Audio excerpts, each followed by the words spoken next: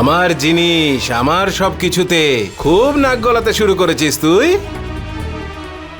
আজ এমন শাস্তি দেব যে কখনো ভুলতে পারবি না তুই।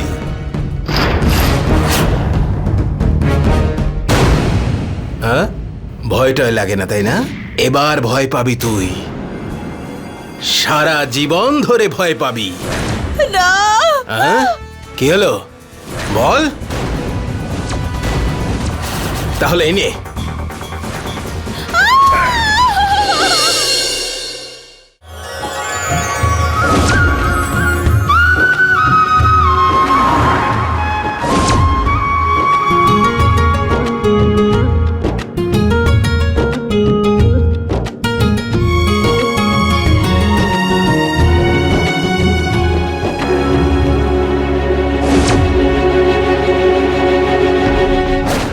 দিদি, তোমার শ্বশুরবাড়ি তো অনেক দূর গো। জামাইবাবু, কতক্ষণে পৌঁছবো? আরে তুমি কেন এত ব্যস্ত হচ্ছ শালা বাবু? বিয়ে তো আমার হয়েছে, ব্যস্ত তো আমার হওয়া উচিত তাই না?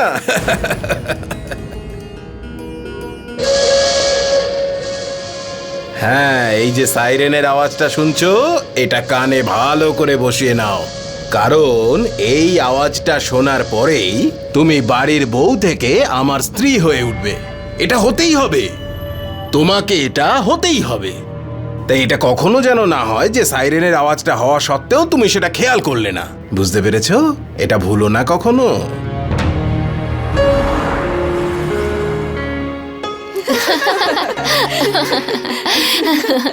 কেমন করে সামলাবে আমাদের দেওরকে? আরে বাবা, ও নয়তো বজরং সামলাবে। আরে কি হচ্ছে কি এখানে এসব? পুরো গ্রাম মিলে কি ফুলসজ্জা করবে নাকি? হ্যাঁ, কাকু, আমরা তো কাকিমার সঙ্গে খেলছিলাম। এবার বেরো, অনেক খেলা হয়েছে। এবার আমি খেলবো সারা রাত ধরে। কেমন ছেলে আপনার, একটুও লজ্জা শরম নেই? আরে এসব কথা কেউ বলে? ছোট বড় জ্ঞান একেবারেই নেই দেখছি। কি কাণ্ড বাবা! আরে বাবা, ছোটবেলা থেকেই ও এইরকম। আচ্ছা ঠিক আছে, এবার যাও। আরে বেরো। ইস, লজ্জা নেই কোনো।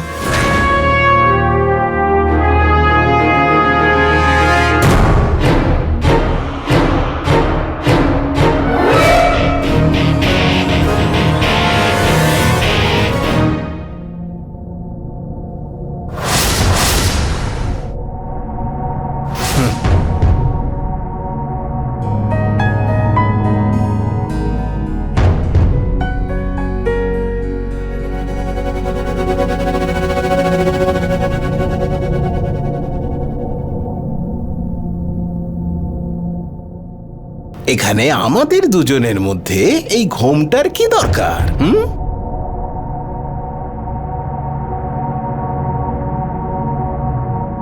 আমার তো মনে হয় এই জামা কাপড়েরও কোনো দরকার নেই, খুলে দিয়ে এগুলোকে। আসলে আরে তোমাকে কথা বলতে কে বলেছে? বলবো তো আমি, করব আমি, তুমি শুধু শুনবে আর মজা নেবে।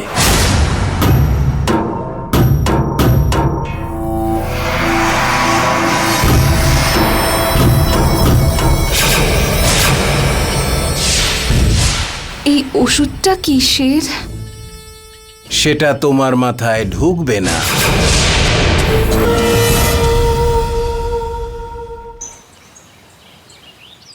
271, 272, 273, 274, 275।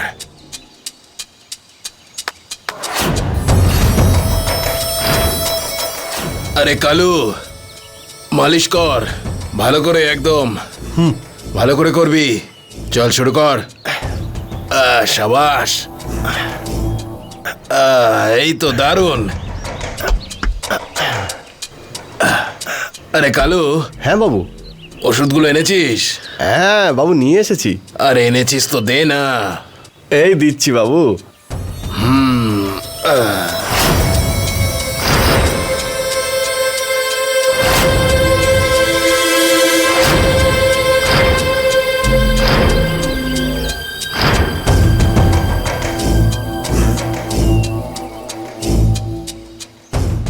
দেখেছো সুরভি রানী, এইরকম বডি পুরো জেলায় নেই।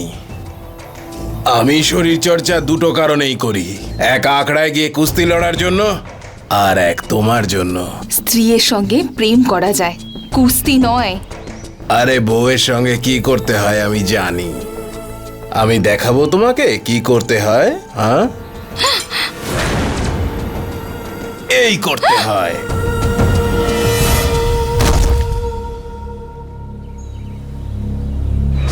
স্টার তো বজরঙ্গি দাদা আগেও ছিল, এখন তো সুপারস্টার হয়ে গেছে। দাদা বৌদির জন্য একটু জিলিপি মনে করে নিয়েছে। হ্যাঁ, তুই বৌদির চিন্তা একটু বেশিই করছিস। আরে না দাদা, আমি তো এই কথা এমনিই বললাম। আরে বজরং ও তো মজা করছিল। আপনাকে কি জিজ্ঞেস করেছি? আপনি শুধু কুস্তির মারপ্যাচ শেখানোকে, তুই শুধু কুস্তিতে মন দে, বাচ্চা আছিস এখনো।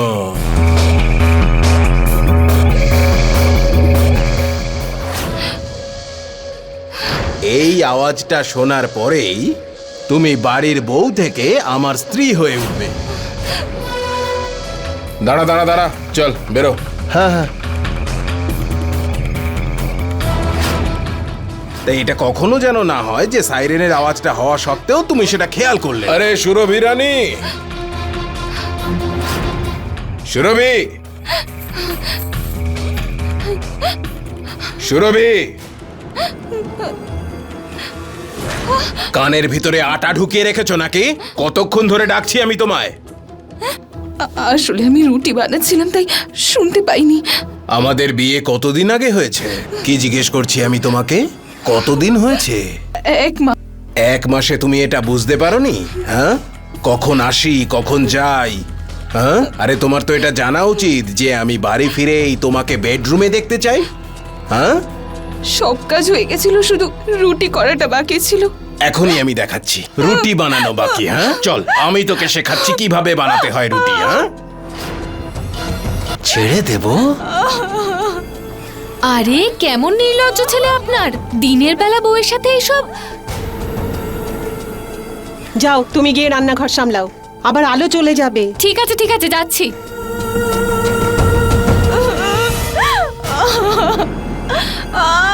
হায় ভগবান।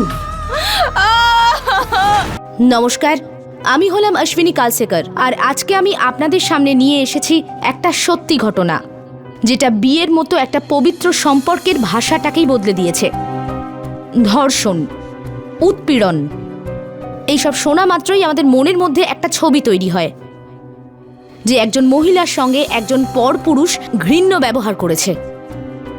কিন্তু ম্যারিটাল রেপ, স্বামীর দ্বারা নিজের স্ত্রীকে ধর্ষণ, এটা আমাদের সমাজের একটা লুকোনো অথচ জঘন্য সত্যি।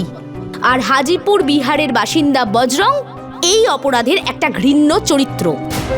বজরংয়ের মতে ওর স্ত্রী সুরভি ওর দাসী ছিল, ও নিজের ইচ্ছে মতো তাকে ব্যবহার করতে পারত। আর তার সাথে সাথে বজরংয়ের এই নিকৃষ্ট ভাবনা যে ওর স্ত্রী সুরভি ওকে কোনো ব্যাপারেই না করতে পারবে না।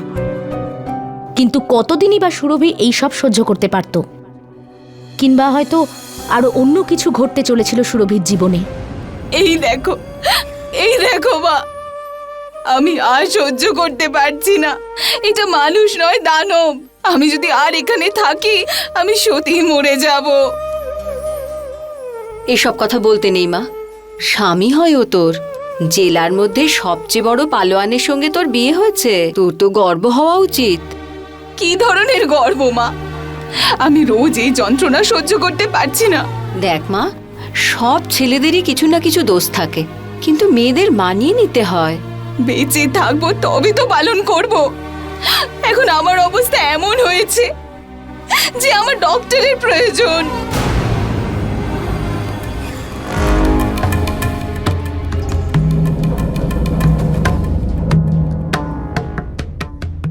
এই নে।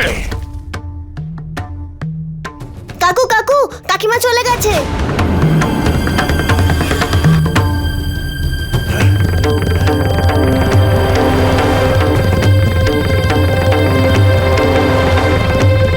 ও মা, মা, বউকে কোথায় যেতে দিয়েছো? আরে ওর শরীরটা ভালো ছিল না, আমি ওকে কি করে বাধা দেব? তুমি ওর শাশুড়ি নাকি কুমড়ো, কোনটা তুমি? হ্যাঁ, বুদ্ধি নেই তোমার? ছেলের কথা একবারও মনে পড়লো না? হ্যাঁ, একবার ফোন করতে পারতে না আমাকে? আরে বাবা, ওর শরীরটা ভীষণই খারাপ হয়ে গিয়েছিল, আমি এই জন্য ওকে বাপের বাড়িতে পাঠিয়ে দিয়েছি। আর এখানে যদি ওর কিছু হয়ে যেত তাহলে? এখনো অবধি কিছু হয়নি তো, এবার হবে। সুরভি,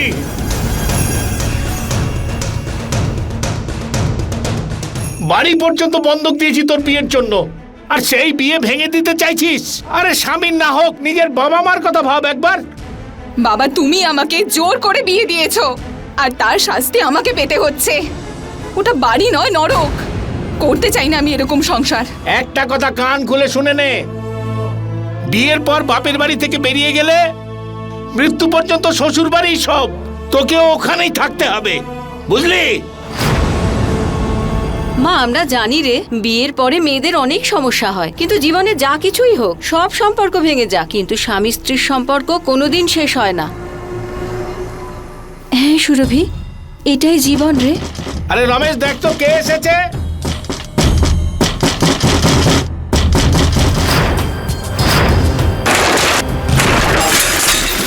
আরে কি করছো তোমরা, কেন করছো এইসব? আরে আমরা আমাদের দাদার টাকা নিতে এসেছি রে। আরে কিসের টাকা, কোন শেঠজি? 10 লাখ টাকা যা মেয়ের বিয়ের জন্য নিয়েছিলে, সেই টাকাটাই দিয়ে দাও এখন, না হলে কিন্তু। আরে আমি তো 2 বছর সময় নিয়েছিলাম ওনার থেকে। সময়ের কথা এখন বাদ দাও, টাকাটা দাও, নাহলে তুমিও থাকবে না, তোমার বাড়িও থাকবে না। এক মিনিট দাঁড়াও দাঁড়াও ভাই, আমাকে একটু কথা বলে নিতে দাও। হ্যালো,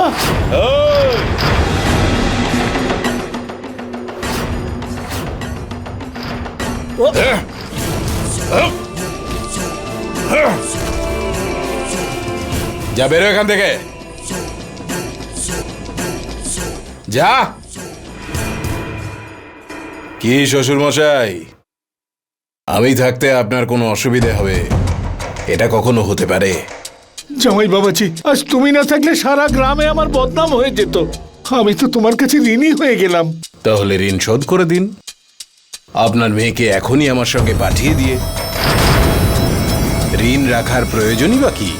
যদি আপনি চান তাহলে। সুরভি, জামাই বাবাজির সঙ্গে যাও।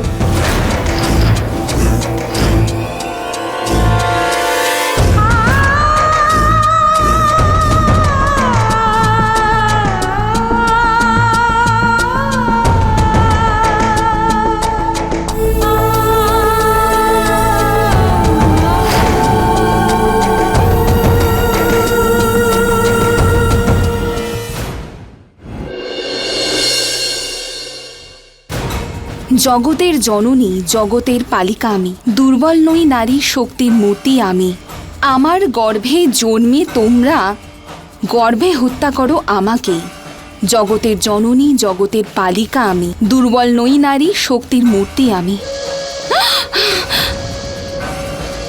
কারণ এই আওয়াজটা শোনার পরেই তুমি বাড়ির বউ থেকে আমার স্ত্রী হয়ে উঠবে। আজ আমি ভয় পাবো না।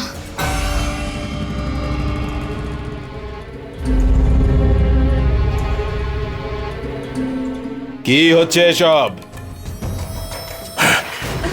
কি হচ্ছে এখানে সব? তোমাকে আমি বলেছিলাম না যে কাল আমি স্টেট লেভেলের কম্পিটিশনে যাব, ব্যাগ জামা কাপড় সব গুছিয়ে রাখতে? এখানে কি করছো তুমি বসে, বলো? আমি তো শুধু কাপড়টা শুকানোর জন্য রেখে দিয়েছি, শুকলেই আমি তো ইস্ত্রি করে তৈরি করে শুকোতে দেব। দিয়েছো? এতক্ষণ ধরে কি করছিলে তুমি? হ্যাঁ, তোমাকে আমি কি করতে এনেছি এখানে? হ্যাঁ, তুমি স্ত্রী ধর্ম পালন না করে এখানে এইসব কবিতা, এগুলো কি সরস্বতীর বন্দনা করছো? কি এগুলো, কি এগুলো বলো? না না, কি এগুলো? পড়াশোনা করছো তুমি? হ্যাঁ, এগুলো এগুলো এগুলো কি এগুলো? না না না না, ছেড়ে যাবে এটা।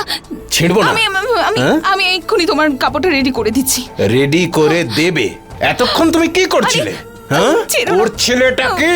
হ্যাঁ হ্যাঁ,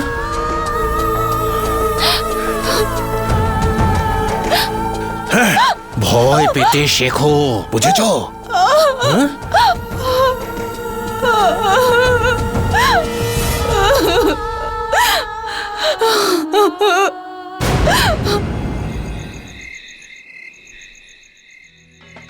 বজরঙ্গি দাদা জয় হো। জিন্দাবাদ। বজরঙ্গি দাদা জিন্দাবাদ। বজরঙ্গি দাদা জয়। জিন্দাবাদ। এবার প্রধান হলো কে? বজরং দাদার নাম থাকবে। এবার প্রধান হলো কে? বজরং দাদার নাম থাকবে। বজরঙ্গি দাদা জিন্দাবাদ। বজরঙ্গি দাদার জয়। জিন্দাবাদ। অভিনন্দন জামাই বাবাজি। আমার তরফ থেকেও অভিনন্দন বাবা জীবন। আরে যাও তোমরা সবাই আনন্দ করো, অনেক হয়েছে, যাও। বজরঙ্গি দাদা জিন্দাবাদ। বজরঙ্গি দাদা জিন্দাবাদ। বজরঙ্গি দাদা জিন্দাবাদ। বাবা, সবাইকে তো পাঠিয়ে দিলি, কেকটা তো কেটে নে এবার। মা, কেক তো পরেও কাটা যাবে।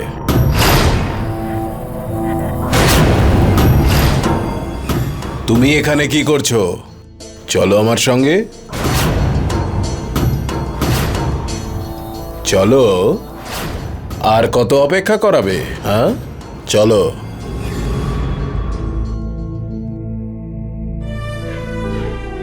দেখলি কিরকম হীরের মতো বর পেয়েছিস তুই? কাল দেখবি সারা দেশ জুড়ে কত নাম হবে ওর। তোরও ফটো ছাপবে দেখবি ওর সাথে। আজ থেকে স্বামীর দিকে ভালো করে খেয়াল রাখিস।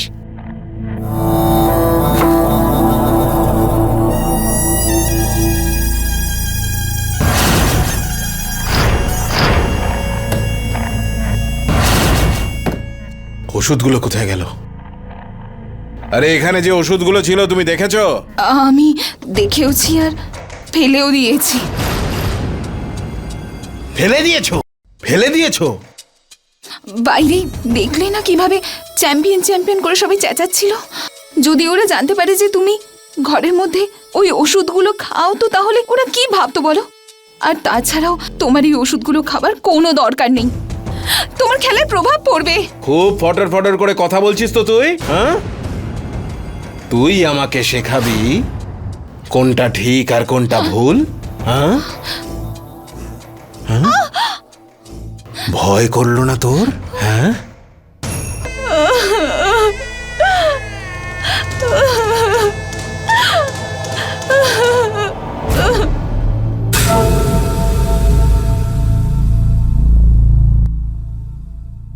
বাবা, কোথায় যাচ্ছিস? কেকটা তো কেটে নে। কাটবো। এই নাও, এই যে আরে কি কি লাগিয়ে করছিস? দিয়েছি,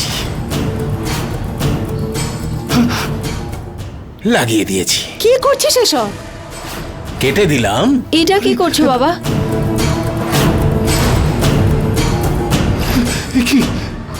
আর বৌমা,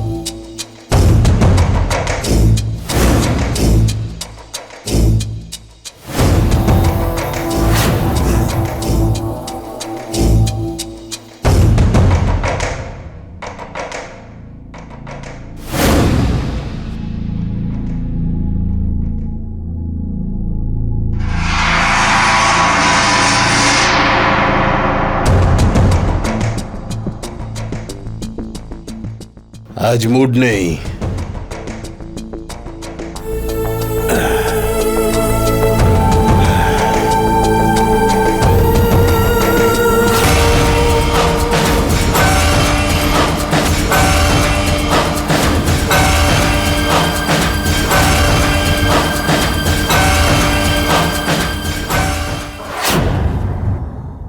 সুরভি কোনো বড় স্বপ্ন দেখেনি, ও কোনো রাজকুমারের কথা ভাবেনি।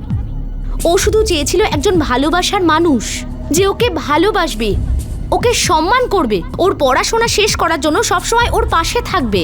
এটা খুবই সাধারণ আর ছোট্ট একটা ইচ্ছে, কিন্তু দুর্ভাগ্যের বিষয় এটাই যে আমাদের দেশে এরকম আজও এমন মেয়েরা আছে যাদের এই ছোট সাধারণ ইচ্ছেগুলো কখনো পূরণ হয় না। কারণ আজও আমাদের এই সমাজের কিছু অংশে স্ত্রীদের জন্য আলাদা অধিকার আর নিয়ম নেই। যেই একজন মেয়ে তার স্বামীর পদবি গ্রহণ করলো, ঠিক তখনই তার নিজের সব স্বাধীনতা তার থেকে কেড়ে নেওয়া হলো। এবার কি হতে চলেছিল সুরভির জীবনে, নাকি এটা বলবো যে সুরভির জীবন এবার কোন দিকে এগিয়ে যাচ্ছিল? চলুন দেখে নিই।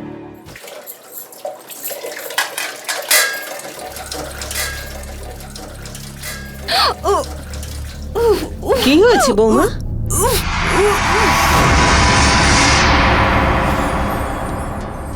কি হয়েছে বৌমা?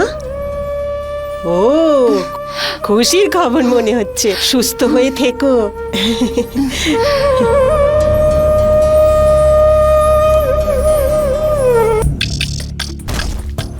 আমার সব শক্তি কোথায় গেল?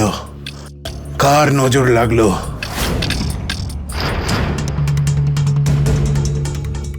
এই ওষুধ জবে থেকে আমি খাচ্ছি, আমার সব শক্তিই তো চলে গেছে। আমার ব্যাটারি সবসময় একদম ডিসচার্জ থাকে। কি দিয়েছেন আপনি? কই দেখান তো কোন ওষুধটা। এই যে দেখুন, আপনিই তো দিয়েছিলেন। আরে এই ওষুধটা হলো অ্যান্টি অ্যাগ্রেসিভ। এটা আপনার মধ্যে সমস্ত শক্তি শেষ করে দিচ্ছে। এই ওষুধটা আমি একজন মহিলাকে দিয়েছিলাম। আমার যিনি স্বামী, সে রাতে যখন আমার সঙ্গে ঘুমায় তখন ওনার অত্যাচারটা অনেক বেশি হয়, অনেক কষ্ট দেন উনি আমাকে। আপনার কাছে কি এর কোনো ওষুধ রয়েছে যা ওনার উত্তেজনাকে একটু কমাতে পারে? এ ছিল না তো? হ্যাঁ, একদম এই মহিলাই ছিলেন। আমার বউ আমাকে নপুংসক বানাতে চাইছে। হ্যাঁ,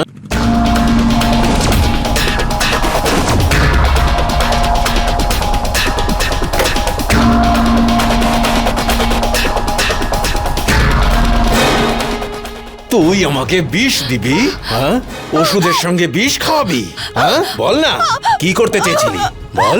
আরে বাবা, বৌমাকে ছেড়ে দে, ও মা হতে যাচ্ছে বাবা। ছাড়ো আমাকে, ছাড়ো।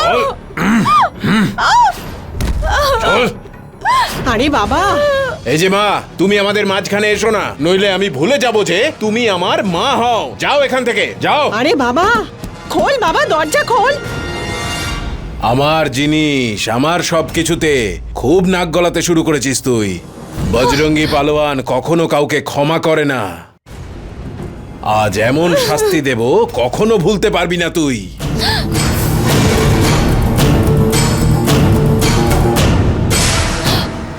যখন দেখি বকর বকর বকর, ভয়টা লাগে না তাই না? এবার ভয় পাবি তুই, সারা জীবন ধরে ভয় পাবি। আমার নামের মালা জপ করবি।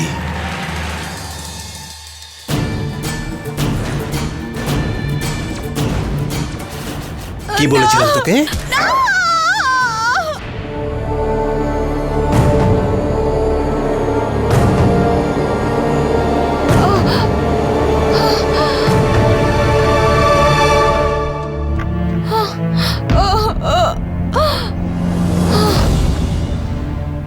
তাহলে মহারানীর ঘুম ভাঙলো? হ্যাঁ, বলে দিয়ে যাচ্ছি, ঘর থেকে বাইরে বেরোনোর চেষ্টা করিস না, নইলে তুই ভালো করে জানিস আমি কি করতে পারি। ভুল করেও যেন এই ভুলটা না হয়।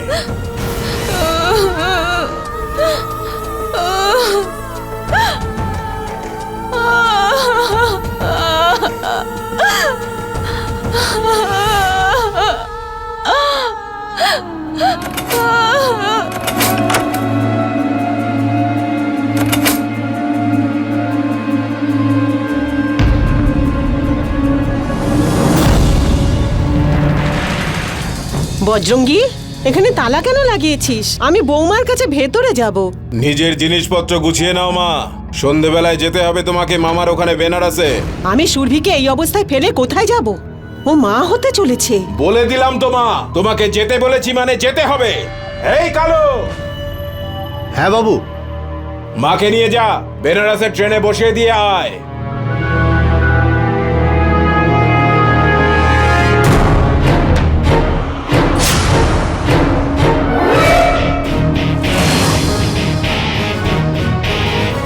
আরে দেখো ভালো করে এর কি হয়েছে, এক রাতেই কেমন নেতিয়ে গেছে। বজরঙ্গি দাদা, এনাকে হসপিটালে নিয়ে যেতে হবে। এনার বিপি অনেকটাই বেড়ে গেছে। হসপিটালে নয়, যা করার এখানেই করো।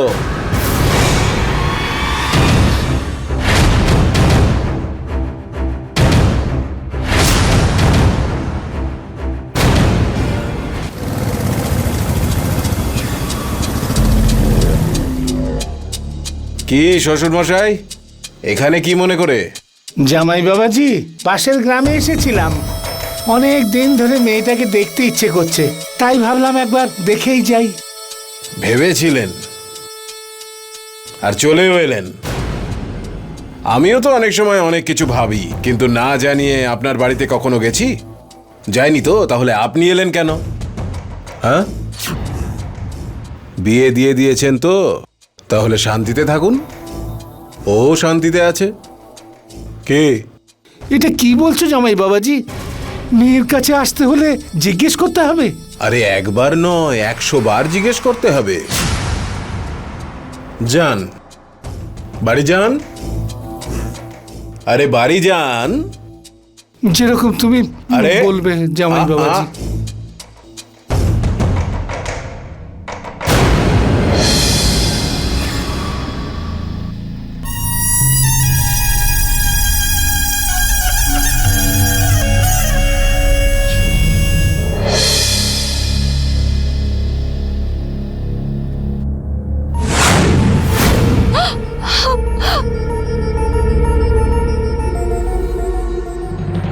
এই নাও, গরম গরম স্যুপ আমি বানিয়েছি নিজের হাতে তোমার জন্য।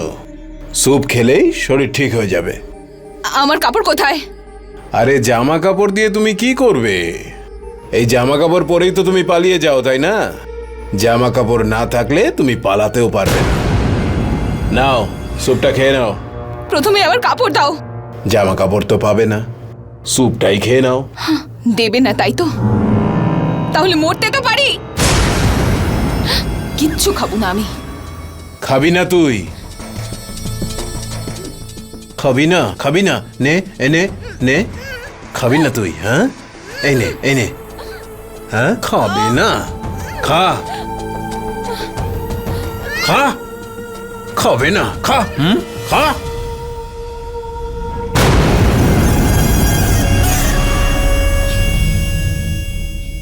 কালু, হ্যাঁ বাবু। খেয়াল রাখবি ও যেন ঘর থেকে বাইরে না যায়, আর ওর ঘরে যেন কেউ না ঢোকে, বুঝেছিস? ঠিক আছে বাবু। যা, বেরো এখন।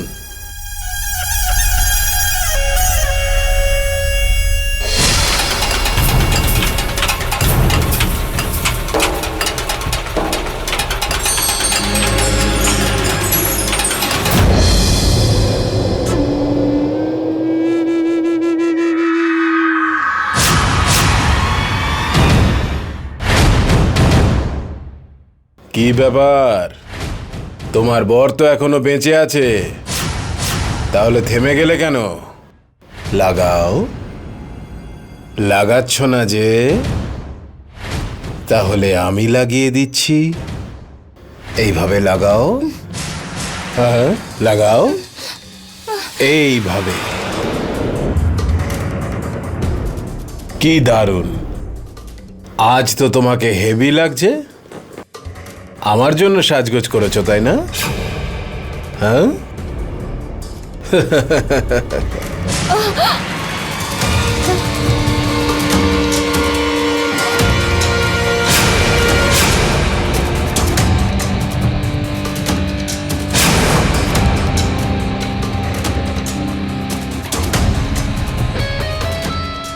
কতদিন ধরে অপেক্ষা করে আছি এই দিনটার জন্য।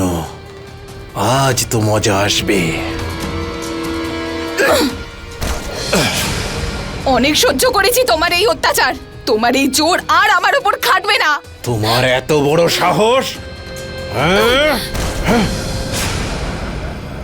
আমি বলেছি না এই ঘর থেকে তুই বাইরে বেরোবি না? হ্যাঁ, যাব। শুধু তোমার বাড়ি থেকে নয়, তোমার জীবনের থেকে অনেক দূরে চলে যাব। পাগল জঙ্গলি মানুষ একটা। আরে তোমার থেকে তো পশুগুলো ভালো। এই জীবনে ভালোবাসার বিশ্বাসের দরকার, এরকম জ্বালাময় জীবন নয়।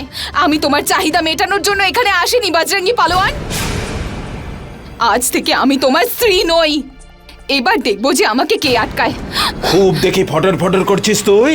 হ্যাঁ,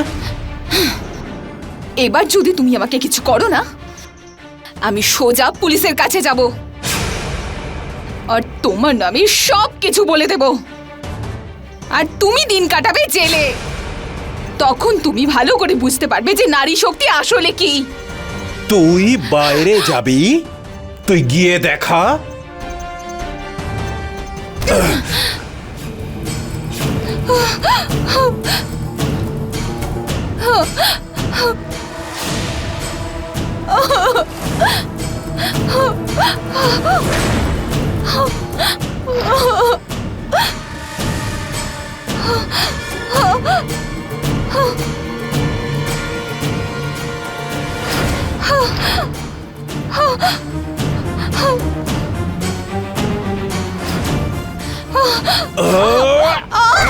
আরে তুমি তাড়াতাড়ি এসো, তা নাহলে বজরঙ্গী তোমার মেয়েকে মেরে ফেলবে।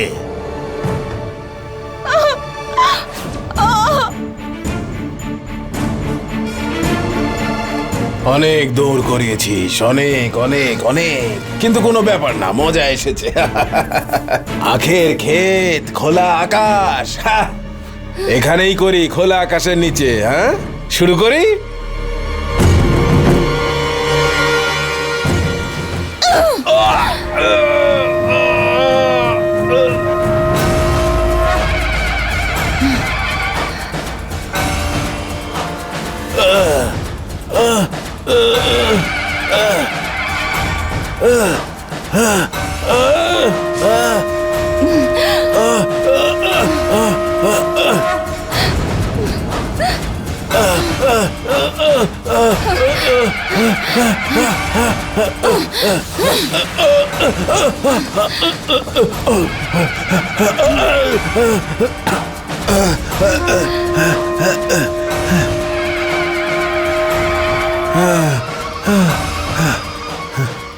নারীকে কি মনে করো? খেলনা?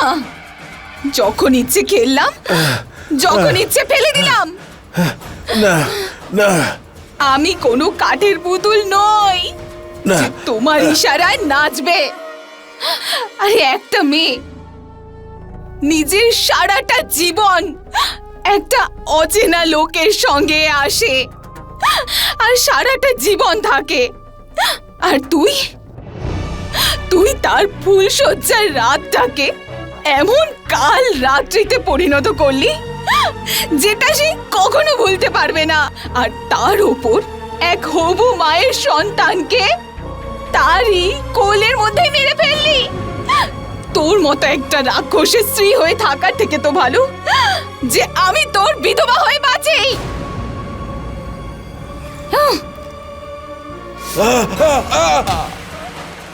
আমা, আমা, মা, আমা, মা।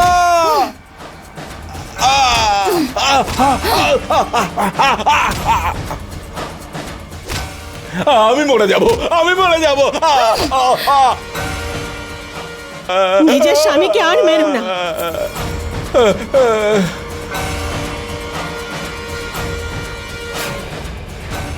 মা, এবার আমি বুঝতে পেরেছি, আর আমি এটা ঠিক করেছি। তুমি তো জানতে না যে তোমার ছেলে আসলে কি। প্রতি রাতে আমাকে ধর্ষণ করেছে, আমাকে কত যন্ত্রণা দিয়েছে। তুমি নাটক দেখে গেছো, আর আমি জানি তুমি ওই রাক্ষসটাকে ভয় পাও। সেই জন্য আজ আমি এটাকে শেষই করে দেব। না, আর তোমাদের সকলের কাছে সব সময় বলে গেছি যে আমি এই লোকটার সঙ্গে থাকবো না, কিন্তু তোমরা আমার কথা একটুও শোনোনি। তোমাদের কাছে তো তোমাদের মেয়ের থেকে তোমাদের সম্মানটাই বেশি প্রিয়। একটা বারো আমার চোখের জলটা দেখতে পারোনি, একটা বারো এটা ভাবোনি যে তোমাদের যদি মেয়েই না থাকে তার সম্মানের আর কি হবে। আর আর বাবা, নিজের মেয়েকে হিরে তৈরি করো, হীরের মতো জামাই খুঁজো না। আরে ক্ষমা করে দে আমায়, ক্ষমা করে দে মা, ক্ষমা করে দে। আজ আমি এই গ্রাম থেকে এই বজরঙ্গি পালোয়ানটার নামে মিটিয়ে দেব। আরে তোর মতো একটা রাক্ষসের স্ত্রী হওয়ার থেকে তো ভালো যে আমি তোর বিধবা হয়ে থাকি।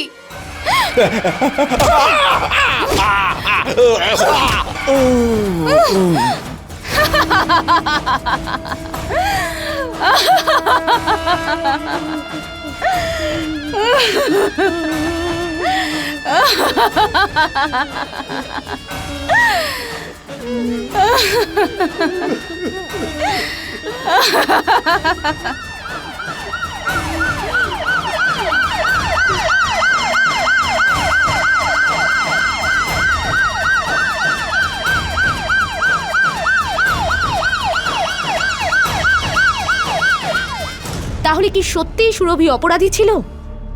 নিজেকে রক্ষা করা কি তাহলে অপরাধ? কেন আমাদের সমাজে একজন স্ত্রী তার স্বামীকে সম্ভোগের জন্য না বলতে পারে না, আর যদি কোনো স্ত্রী সাহস করে সেটা করেও ফেলে তাহলে তাকে শারীরিক অত্যাচার সহ্য করতে হয়? ইচ্ছের বিরুদ্ধে নিজের স্ত্রীর সাথে শারীরিক সম্পর্ক করা অবশ্যই এক ধরনের ধর্ষণ।